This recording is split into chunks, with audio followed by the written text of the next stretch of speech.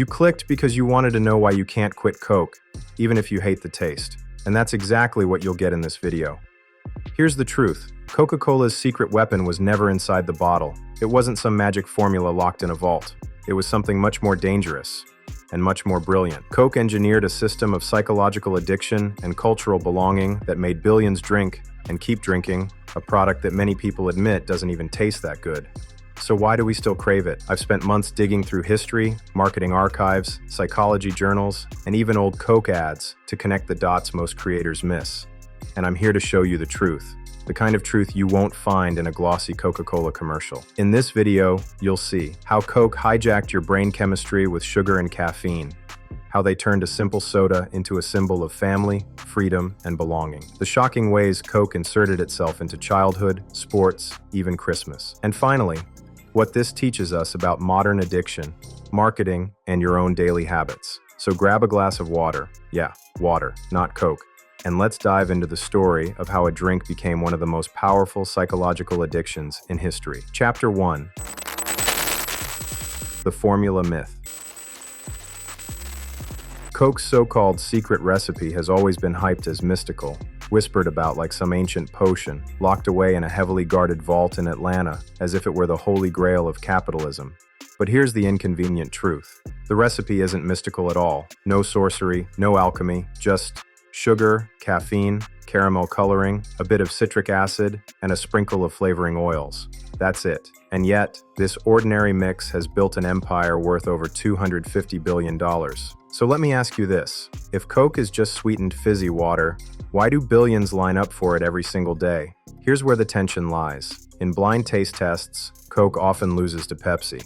Yep, the cheaper rival actually comes out on top. But somehow Coke still wins the world. How is that possible? This reveals something bigger, something most of us miss. Success doesn't always come from having the best product. It comes from understanding the human mind. Coke wasn't bottling soda. They were bottling psychology. And if the formula was really sacred, explain this little fiasco. The 1980s. Coca-Cola decides to change their recipe. They call it New Coke. It was supposed to be smoother, sweeter, better. Executives thought they had cracked the code. But when it hit the shelves, all hell broke loose. People panicked. They hoarded the original Coke like it was gold during the apocalypse. Phone lines to Coca-Cola headquarters jammed. Letters poured in by the thousands. Some fans even accused the company of betrayal. I mean, it's just soda, right?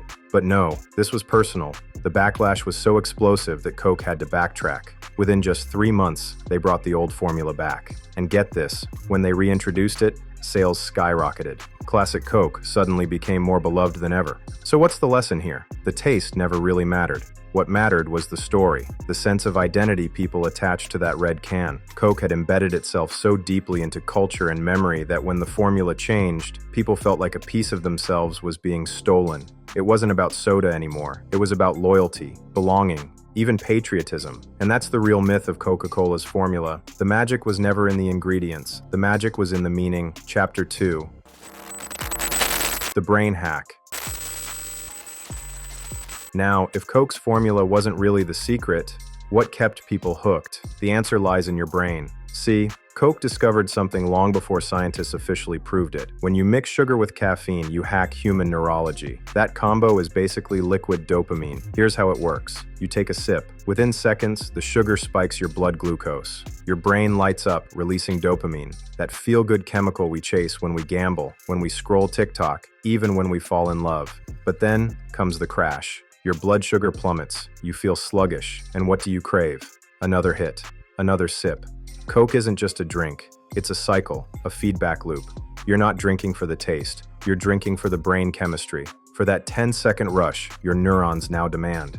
And it gets even crazier. In psychology, this is called intermittent reinforcement, the same system casinos use to keep gamblers glued to slot machines. Every sip is a micro-reward. Not always the same intensity, not always the same satisfaction, but just enough to keep you reaching for the next one. Let me put it bluntly. Coke basically invented legal, carbonated dopamine. And here's where it gets motivational. Imagine if you hijacked that same psychology, but for yourself. Imagine if you trained your brain to crave reading, exercising, building your business. Success works the same way. Habits are addictive.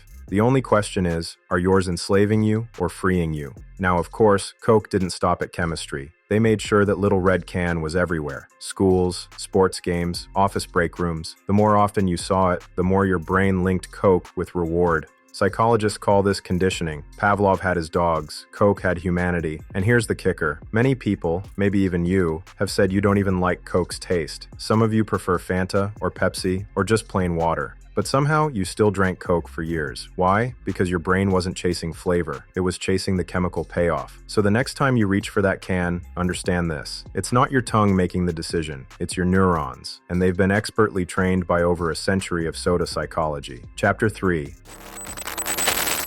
Selling belonging.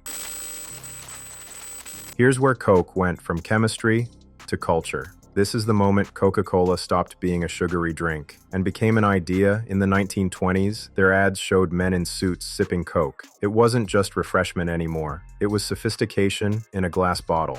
Buying a Coke was buying class, style, and belonging to the modern world. Then came World War II. Coca-Cola made a historic deal with the US military. Every American soldier, no matter where they were stationed, would get a Coke for 5 cents. And the company delivered. Thousands of bottling plants followed the troops across Europe and the Pacific. For soldiers far from home, Coke wasn't just a drink. It was a reminder of America itself. Patriotism in a bottle, and then came Christmas. The Coca-Cola Santa, red suit, round belly, cheerful smile, wasn't folklore. It was branding. In 1931, artist Haddon Sundblom painted Santa Claus for Coca-Cola, dressed in the brand's signature red. Suddenly, Christmas itself was tied to Coke, a marketing decision that reshaped global culture. But Coke didn't stop there. They realized they weren't selling refreshment. They were selling identity, memories, nostalgia. That's why your grandma swears Coke tastes better in a glass bottle. For her, it's not flavor. It's the memory of childhood, family gatherings, and holidays gone by. This is the real genius of Coca-Cola. They made you believe you weren't just buying a product. You were buying belonging. And here's the lesson. People don't just buy what you sell. They buy the story behind it. The question is, what story are you selling? Chapter 4. Childhood imprinting. Think back to your childhood. Birthdays, pizza nights, school sports. Was Coke there? For most of us, the answer is yes. And that wasn't by accident. Coca-Cola didn't just market to adults. They went after kids, quietly, but strategically. Bright red vending machines showed up in school hallways. Sponsorship banners hung across Little League fields. And on TV, family commercials always ended the same way. A smiling child, laughter in the air, and a Coke bottle cracking open. The message was subtle, but powerful. Happiness equals Coke. Fun equals Coke. Childhood itself equals Coke. And it worked. Kids grew up with Coke at every celebration, every gathering, every single moment of joy. Over time, the drink wasn't just present, it became normal, expected, part of the background of life. Some of you have even admitted it. You didn't like the taste of Coke. Some even hated it. But you drank it anyway because it was there, because it was what everyone else was drinking. That's how deep the conditioning ran. For some kids, Coke wasn't a drink. It was a babysitter, a way to keep them busy, keep them quiet, keep them happy. And the bigger point here is this. What you consume as a kid doesn't just feed your body. It programs your brain. It lays down patterns of loyalty, of nostalgia, of craving that can last a lifetime. That's the genius of Coca-Cola. They weren't just selling to customers. They were raising them. Chapter 5. The Global Empire. Coke didn't stop at America. Once they had conquered the local market, they turned their red can into a global symbol. It wasn't just a drink anymore, it became a flag, a cultural ambassador, a shorthand for modern life. During the Cold War, the battle wasn't only fought with missiles and speeches. It was also Coke versus Pepsi. A literal clash of ideologies poured into glass bottles. Coke was America in a bottle. They were cultural weapons. Every photo, every commercial, every endorsement said the same thing. Coke equals freedom. Coke equals progress. Coke equals the world you want to belong to. And in many ways, Coke spread faster than democracy itself. There were countries where people had never seen a ballot, but they had seen a Coke sign painted on a dusty wall. There were villages without electricity, but somehow, they still had a red cooler filled with glass bottles. Forget nuclear weapons. The real Cold War weapon was a red can, carried by soldiers, tourists, and corporations into every corner of the globe. And here's the business lesson hidden inside all of this. That's the power of scale. You don't need 100 products to take over the world. You need one. One product, one story, repeated endlessly, until it becomes a language spoken everywhere. Coca-Cola wasn't just selling soda. They were teaching the world to recognize a symbol. And once the world learned it, they never forgot. Chapter 6. The Dark Side. Now let's face the shadow. For decades, Coke has painted itself as joy in a bottle, but behind the curtain, there's a very different picture. Every sip isn't just fizz and sweetness. It's sugar bombs that fuel obesity, diabetes, and tooth decay. Dentists joke about it, but the truth is, Coke has probably funded more root canals than any candy bar ever could, and it doesn't stop with health.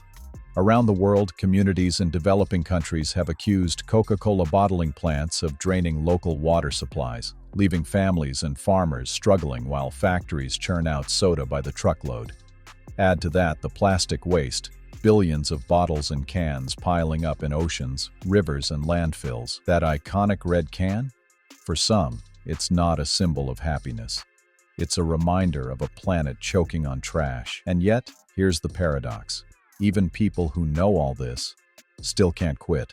They'll shake their heads at the headlines, nod at the health warnings, maybe even switch to Diet Coke for a while. But the pull drags them back. Why? Because Coke doesn't just tie itself to your taste buds.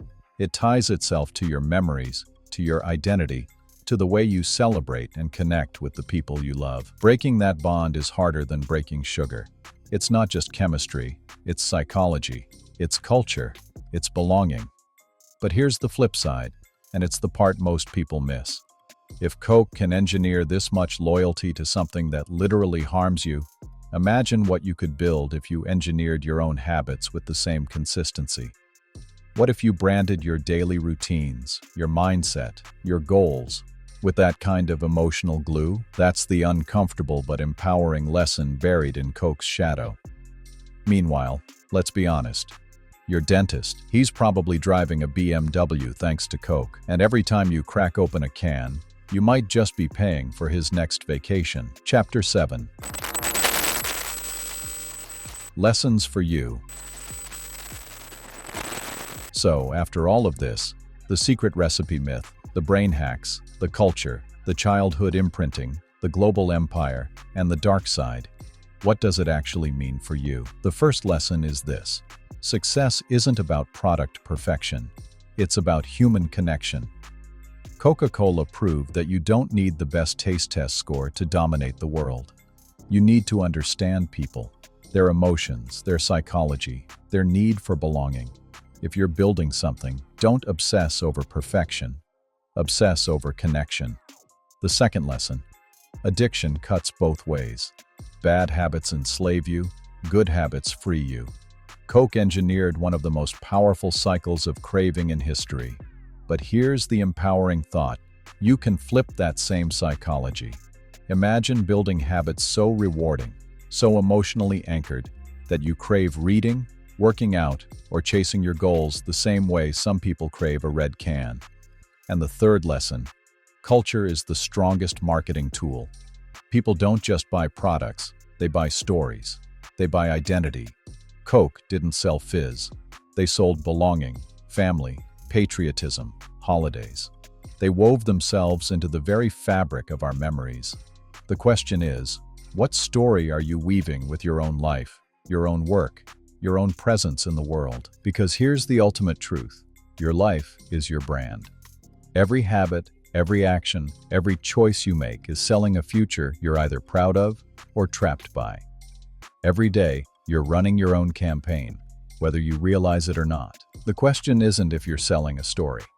The question is, what story are you selling yourself? If this breakdown gave you a brand new way of looking at Coca-Cola, do me a favor. Smash that like button. Seriously, it helps the channel way more than you think, and it tells me you want more deep dives like this. And now it's your turn. I want to hear from you. What's your relationship with Coke? Are you one of those people who can't stand the taste? Do you secretly crave it but hate yourself afterwards? Or maybe you've managed to quit altogether. Drop your story in the comments. I'll be reading through them. And trust me, The best conversations always happen down there. And if you thought Coca-Cola's psychology was insane, just wait. Because in the next video, we're diving into another billion-dollar brand that didn't just rewire our buying habits, it rewired the way we live our daily lives. That one is coming up next, and you don't want to miss it.